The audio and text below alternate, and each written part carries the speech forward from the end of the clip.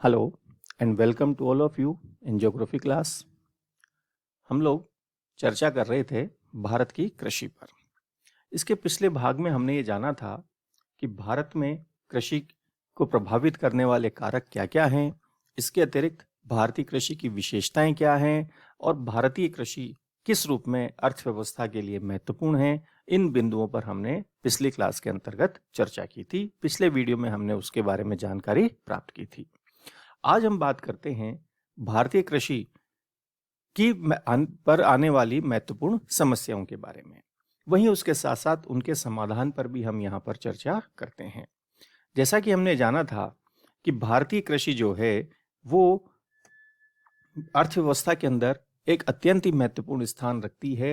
इसके कारण से भारत की अर्थव्यवस्था को एक विकसित स्वरूप प्रदान करने के लिए यहाँ की कृषि पर जो समस्याएं आ रही हैं, उन समस्याओं को हमें दूर करने का प्रयास करना चाहिए। उसके लिए पहले हमें उन समस्याओं की जानकारी प्राप्त कर लेनी अति आवश्यक होती है।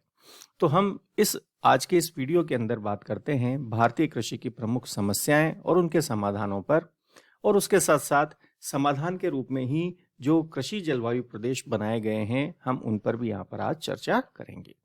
तो सबसे पहले हम बात करते हैं भारतीय कृषि की विभिन्न समस्याओं पर, और समस्याओं के अपोजिट यदि हम बात करते हैं तो वो अपने आप ही हमारे सामने समाधान भी निकल करके आ जाते हैं।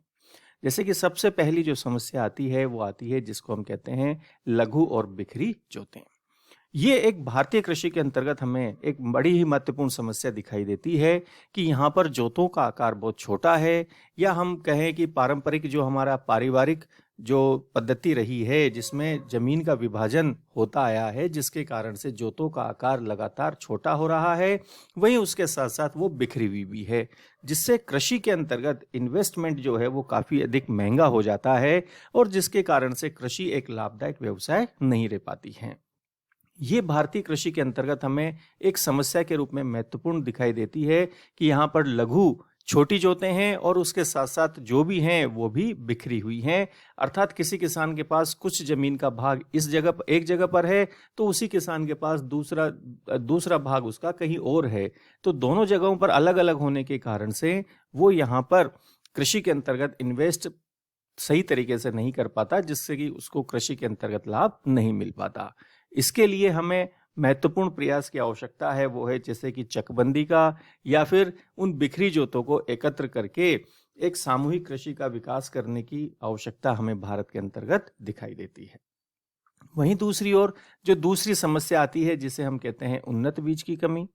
आज भी हम देखते हैं कि भारत के अंतर्गत अधिक उपज देने वाली जो फसलें हैं उनके अंतर्गत जो उन्नत बीज का इस्तेमाल किया जाता है उसकी भी कमी आज हमें भारत के अंतर्गत दिखाई देती है, जिसके कारण से यहाँ पर उत्पादन अधिक प्राप्त नहीं होता है।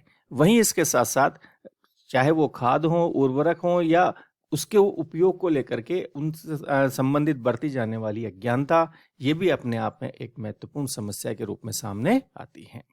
वहीं भारत की यदि हम बात करें तो यद्यपि भारत चीन के बाद विश्व में सर्वाधिक सिंचाई क्षेत्र रखता है, इस रूप में वो विश्व में दूसरे स्थान पर है, लेकिन फिर भी जितना भाग भारतीय कृषि के अंतर्गत शामिल है, जैसा कि हमने जाना था कि भारतीय क्षेत्रफल का 46% भाग जो है वो कृषि योग्य है, उस कृषि योग्य के अंतर्गत भी केवल 40% भाग पर ही सिंचाई की सुविधाएं उपलब्ध हैं। इसके कारण से भारतीय कृषि पर हमें विपरीत प्रभाव दिखाई देता है।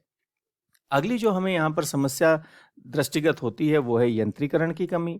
आज भी भारतीय कृषि जो है वो श्रम प्रधान है, मशीनों का प्रयोग यहाँ पर कम होता है, जिसके कारण से कृषि जो है उसकी लागत अधिक हो जाती है। वहीं कृषि विपणन की भी कमी हमें यहाँ पर दिखाई देती है कि कृषि उत्पादन प्राप्त होने के बाद किसान जो है उसे बेचने के लिए प्रॉपर तरीके नहीं अपना पाता है, जिसके कारण से भी उसको अपनी फसल का सही मूल्य प्राप्त नहीं हो पाता है। वहीं इसके साथ साथ किसानों को भंडारण व्यवस्था के रूप में भी उनको सुविधाएं नहीं मिल पाती है, जिसके कारण से उन्हें उत्पादन होते ही उसे तुरंत ही बाजार में बेचने के लिए जाना पड़ता है। वहीं अपर्याप्त परिवहन के साधन, ये भी अपने आप में एक महत्वपूर्ण समस्या है। पूंजी की कमी, ये भी अपने आप में एक महत्वपूर्ण है। हालांकि वर्तमान में सरकार विभिन्न प्रकार के प्रयासों से किसान क्रेडिट कार्ड या और अन्य माध्यमों से किसानों को पूंजी की विविधता सुनिश्चित कर रही है, लेकिन फिर भी कृषि के अंतर्गत विनिवेश के लिए भी अभी पूंजी की कमी बनी हुई है। वहीं परंपरागत जो बंधन हैं, हम नए तरीकों को नहीं अपना पा रहे हैं, जिसके कारण से परंपरागत तरीकों से ही कृषि की जा रही है और परंपरागत उत्पादन ही यहाँ पर प्राप्त किया जा रहा है, जिसमें समय के अनुसार होने वाला परिवर्तन नहीं किया जा रहा, जिससे भी कृषि के अंतर्गत हमें विभिन्न प्रकार की समस्याएं दिखाई दे रही हैं।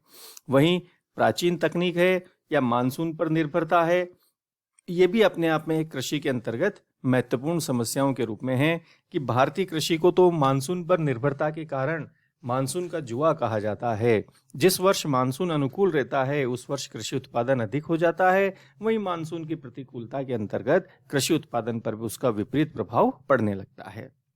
इसके साथ साथ फसल विविधता के अंतर्गत हमें यहाँ पर देखने को मिलती है कि भारत में ज़्यादातर खाद्यान्न फसलें उगाई जाती हैं और यहाँ पर फसलों की विविधता के अंतर्गत हमें कमी दिखाई देती है। कुछ ही फसलें ऐसी हैं जिनका उत्पादन लगभग संपूर्ण भारतवर्ष में होता है। हालांकि यहाँ पर लगभग सभी प्रकार की फसलें उत्पादित की जा सकती हैं, लेकिन यहाँ पर जनसंख्या के दबाव के कारण से ज़्यादातर भाग के अंदर खाद्यान्न फसलें ही उत्पादित की जाती हैं। वहीं भारतीय कृषि निम्न उत्पादकता की समस्या से भी जूझ रही है। यहाँ पर विभिन्न कारणों से, चाहे वो भौतिक कारण हो या संस्थागत कारण हो या और किसी भी प्रकार का तकनीकी विकास के कारण हो, उनके कारणों से यहाँ पर निम्न उत्पादकता बनी हुई है। इसी प्रकार सरकारी उदासीनता, ये भी अपने आप में एक महत्वपूर्ण तथ्य है, जिसके कारण से भी भारतीय कृषि के अंतर्गत विभिन्न प्रकार की समस्याएं हमारे सामने आ रही हैं। वही कृषि भूमि उपयोग नीति का अभाव है, मृदा का होने वाला अपरदन है, किसानों का निम्न स्तर है और भूमिहर किसान हैं। इसके अतिरिक्त कृषि के अंतर्गत शिक्षा, शोध, प्रशिक्षण आदि का अभाव है। इन सभी कारणों के कारण से भी भारतीय कृषि के अंतर्गत विभिन्न प्रकार की समस्याएं यहाँ पर जन्म ले रही है, जिसके कारण से भारतीय कृषि विकसित स्वरूप के अंतर्गत नहीं आ पा रही है। यह आज भी निर्वहन दृष्टिकोण से की जाने वाली एक परंपरागत कृषि के रूप में ही जानी जा रही है। यद्यपि इस दिशा में स्वतंत्रता के बाद से विभिन्न प्रकार के प्रयास किए गए हैं, चाहे वो हरित क्रांति के रूप में हो या श्वेत क्रांति के रूप में हो या उसके बाद में इंद्रधनुषी क्रांति के रूप में किए जाने वाले परिवर्तन हो, उनसे कृषि के दृष्टिकोण में या कृषि के क्षेत्र के अंतर्गत नई योजनाओं का सूत्रपात तो हुआ है, जिसका हमें सार्थक प्रभाव भी दिखाई दिया है, लेकिन फिर भी अभी इस दिशा में काफी अधिक प्रयास किए जाने की आवश्यकता है। अब इसके बाद हम बात करते हैं नेक्स्ट, वो आता है कृषि जलवायु प्रदेशों के बारे में।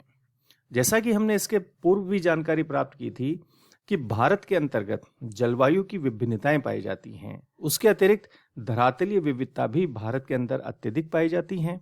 इसके कारण से किसी भी एक प्रकार की नीति संपूर्ण देश के लिए नहीं बनाई जा सकती है, क्योंकि इस यहाँ पर जो धरातलीय और जलवायु जो विभिन्नताएं और विविधताएं पाई जाती हैं, जिसके कारण से यहाँ पर विभिन्न क्षेत्रों में कृषि के विभिन्न प्रकार हमें यहाँ पर दिखाई देते हैं। तो इसी कारण से उन सभी क्षेत्रों के समुचित विकास के प्रयास करने के लिए भारत को इन विभिन्न कृषि जलवायु प्रदेशों में बांटते हुए उनके विकास की योजनाएं बनाई गई हैं। तो हम ये जानते हैं कि भारतीय योजना आयोग ने जो भारत को कृषि की दृष्टि से विकसित करने के लिए जो जलवायु प्रदेशों का निर्माण, कृषि जलवायु क्षेत्र बनाए हैं, वो इस मानचित्र के अंतर्गत स्पष्ट है कि भारत को कुल 15 कृषि जलवायु प्रदेशों के अंतर्गत बांटा गया है।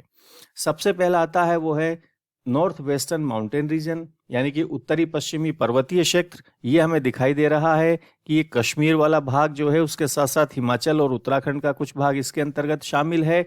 ये जो भाग आता है इसे हम नॉर्थ वेस्टर्न माउंटेन रीजन के रूप में जानते हैं। इसी के साथ साथ दूसरा आता है जो है नॉर्थ ईस्टर्न हिल रीजन, यानी कि जो हमारा उत्तरी पूर्वी भारत है, उसमें असम और उसके सीमावर्ती राज्य जो हैं वो सारे भाग इसके अंतर्गत शामिल हैं, इसके अंतर्गत शामिल किए जाते हैं। तीसरा आता है जिसे हम कहते हैं सतलज यमुना मैदान, ये हमें यहाँ पर दिखाई दे रहा है। इसके अंतर्गत पंजाब का जो क्षेत्र है वो शामिल है। अगला आता है वो है अपर गंगा में प्लेन। इसके अंतर्गत हम ये देखते हैं कि उत्तराखंड, उत्तर प्रदेश का भाग इसके अंतर्गत मुख्य रूप से शामिल है।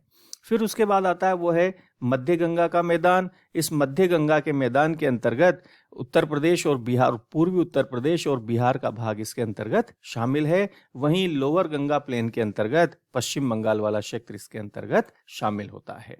इसी प्रकार 7वें नंबर पर जो बांटा गया है वो है साउथ ईस्टर्न प्लेटू रीजन। इसका अर्थ हो गया कि दक्षिण पूर्वी जो पठारी भाग है, चाहे वो झारखंड हो, उड़ीसा हो, इस रूप में ये जो क्षेत्र है ये इसके अंतर्गत शामिल है। वहीं अरावली और मालवा जो उच्च भूमि है उसके रूप में ये मध्य भारत का ये भाग यहाँ पर शामिल है। महाराष्ट्र प्लेटू रीजन वो भी इसके अंतर्गत शामिल है, 9 नंबर पर हमें यहाँ पर दिखाई दे रहा है। वहीं डेक्कन इंटीरियर रीजन जो है 10 नंबर पर, वो आंतरिक भाग प्रायद्वीपीय भारत का, ये भी हमें यहाँ पर दिखाई दे रहा है कि इसके अंतर्गत ये क्षेत्र शामिल किया गया है। 11 नंबर पर है ईस्टर्न कोस्टल रीजन। ये पूर्वी जो तटीय मैदान है, ये पूर्वी तटीय मैदान 11 नंबर पर हमने बांट रखा है। वहीं 12 नंबर जो दिया गया है वो है पश्चिमी तटीय मैदान, जो कि इस रूप में पश्चिमी तटीय मैदान के क्षेत्र के रूप में जाना जाता है।